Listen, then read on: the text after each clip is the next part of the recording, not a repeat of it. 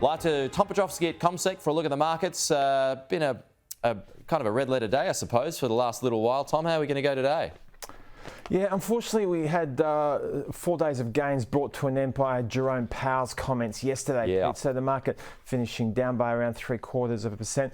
We're going to make some inroads today on the positive side of the ledger. The futures are telling us we should be up by about 0.25%, which is at odds with the weaker tone that we've seen for US markets. We had the second iteration of Jerome Powell's testimony in Congress overnight. There wasn't much that he said this day compared to yesterday that wasn't unpacked.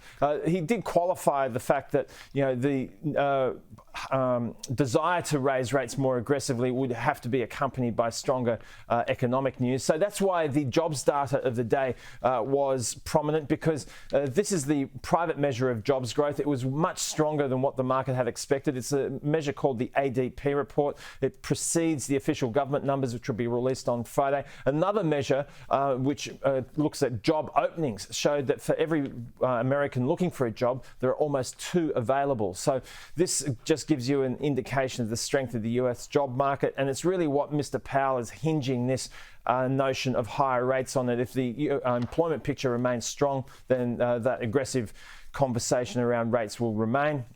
Short-term interest rates have moved higher. We've got US markets coming off their worst levels of the session, down close to 0.5% for the broader market. As we speak now, down by about 0.25%. The feature of the local session, arguably today, Pete, is going to be the release of Chinese inflation numbers. So something to look forward to there. Okay.